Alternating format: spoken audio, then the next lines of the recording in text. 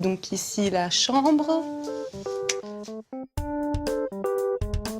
À gauche, il y a la pièce à vivre et ma chambre en même temps, avec le clic-clac, que je mets en lit le soir. Chaque soir, Jennifer dort sur ce modeste clic-clac pour une raison toute simple. Depuis quelques mois, elle a transformé sa propre chambre en une chambre d'hôtel qu'elle loue 50 € la nuit. Mais pourquoi s'est-elle lancée dans une telle entreprise? Un jour, je suis arrivée à Paris et mon loyer a doublé. Et du coup, j'ai pas eu le choix que d'y chercher aussi un compromis financier qui me permet d'arrondir mes fins de mois. 50 € la nuit pour une chambre de 10 mètres carrés à 2 pas d'Oberkampf, l'un des quartiers branchés de la capitale. Le prix est imbattable, mais côté confort, c'est un peu spartiate. Et puis le coin cuisine, avec tout ce qu'il faut pour faire la cuisine. La salle de bain.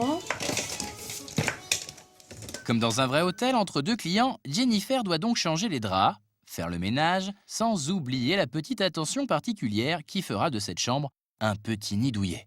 Donc maintenant que le rangement et le nettoyage est fini, on met une petite douceur. Je dirais que je me suis inspirée de mon expérience professionnelle dans l'hôtellerie et la restauration, où on est à l'affût du petit détail. Je pense que c'est important qu'ils soient bien accueillis. Pour ça, je pense qu'il faut que tout le reste soit nickel.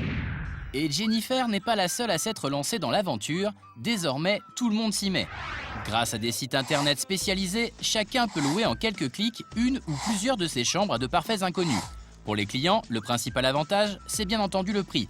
Les offres démarrent autour d'une vingtaine d'euros et peuvent parfois monter très haut quand on frise l'excellence, comme cette magnifique chambre avec vue sur la Tour Eiffel, louée pour la bagatelle de 250 € la nuit. Mais alors, qui gère ces annonces et quels sont les risques encourus par ces apprentis hôteliers? Pour le découvrir, nous nous sommes rendus au siège français du leader de ce nouveau marché, qui connaît un succès à travers toute la planète. Bonjour Benjamin, c'est Claire. Je vous contacte au sujet de votre annonce appart mignon, calme, confort. Olivier Grénillon est le PDG France de cette multinationale.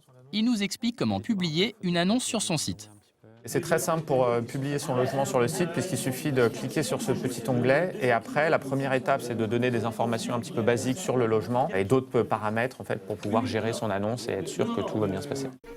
Pour attirer les clients, vous pouvez aussi mettre des photos et comme dans un vrai hôtel, publier un calendrier des disponibilités.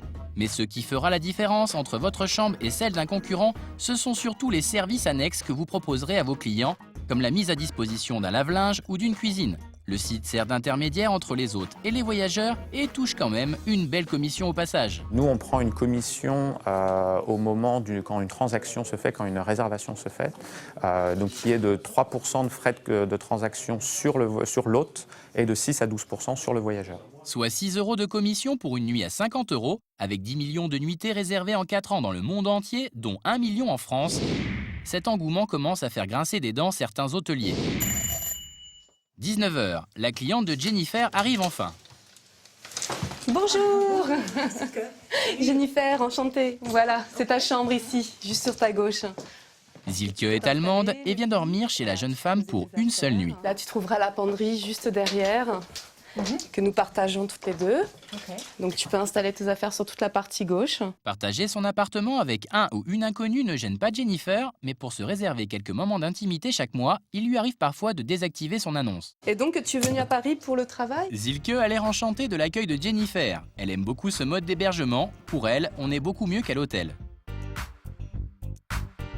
Ce que je cherche, c'est un peu entre pas trop cher et j'aime bien avoir un peu le contact. L'hôtel, c'est plutôt un peu artificiel où on est plutôt seul. J'ai déjà un contact, elle me peut donner des adresses ou des informations. Un bon plan pour Zilke, mais aussi pour Jennifer. La location de sa chambre lui rapporte en moyenne 500 € par mois, ce qui lui permet de payer la moitié de son loyer et de rester dans ce quartier. Un beau complément de revenus pour la jeune femme, mais peut-elle vraiment louer une partie de son appartement alors qu'elle n'en est pas la propriétaire? Pour Maître Tard, avocat, jouer à l'apprenti hôtelier dans ces conditions peut coûter très cher.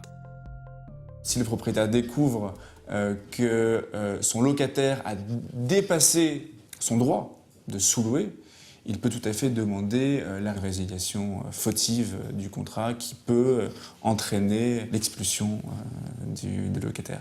Autre interrogation, et pas des moindres, vers qui peut-on se retourner si le client ne rend pas la chambre en l'état?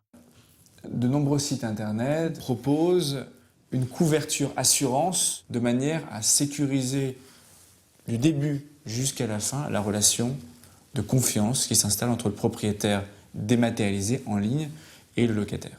Dernière suggestion, n'oubliez pas de déclarer ses revenus supplémentaires, ils sont bien entendu imposables. Jérôme et Christelle sont propriétaires de cette ravissante demeure de 120 mètres carrés avec piscine aux abords de Marseille. Depuis quelques mois, ils louent les chambres de leur maison, mais ce n'est pas l'appât du gain qui les a motivés. La première démarche, c'est de rencontrer du monde, et puis ensuite, tout en ayant un échange, de pouvoir rentabiliser un petit peu notre maison, et puis l'entretenir tout simplement. La maison du couple est prisée des groupes et des familles nombreuses. D'abord pour sa capacité d'hébergement, à savoir 3 chambres, mais aussi et surtout grâce à son prix. Ici, que l'on soit 2 ou 12, c'est le même tarif, 180 € la nuit. On a fixé les prix en regardant un petit peu ce qui se faisait sur Marseille, et puis aussi en ayant un prix qui est bien en dessous de ce que font les professionnels. On met notre maison à disposition, on n'a pas les prestations d'un hôtel, pour rester dans un prix raisonnable, pour attirer des familles. Et ce tarif compétitif attire même des clients qui vivent bien au-delà de nos frontières. Cette semaine, nos Marseillais reçoivent une famille de 6 Canadiens. Là, c'est le salon. Alors ça, c'est la chambre principale.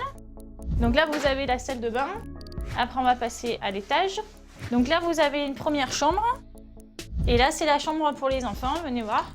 Le petit dernier de la famille a l'air conquis et ce n'est pas le seul. Grâce à Jérôme et Christelle, ces touristes vont faire de belles économies sur l'hébergement et ce n'est pas fini. C'est plus facile d'avoir une cuisine, son propre espace. Notamment pour faire ses repas, ce qui évite d'aller au restaurant.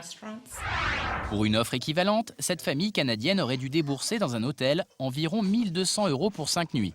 Avec les chambres de nos Marseillais, elle n'a payé que 900 €, c'est 25% moins cher.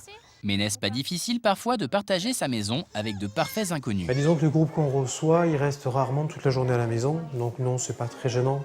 Ils sont souvent là le matin, puis le soir, donc on se croise un peu dans la journée, mais c'est pas... À vos vacances, hein. Bienvenue chez nous. Bienvenue en France. Et bonne... Voilà. Bienvenue en France. Avec la location de leur chambre, Jérôme et Christelle ont déjà gagné 1 260 € depuis le début du mois. Alors, si vous n'avez pas peur de croiser des inconnus en pyjama chez vous, lancez-vous.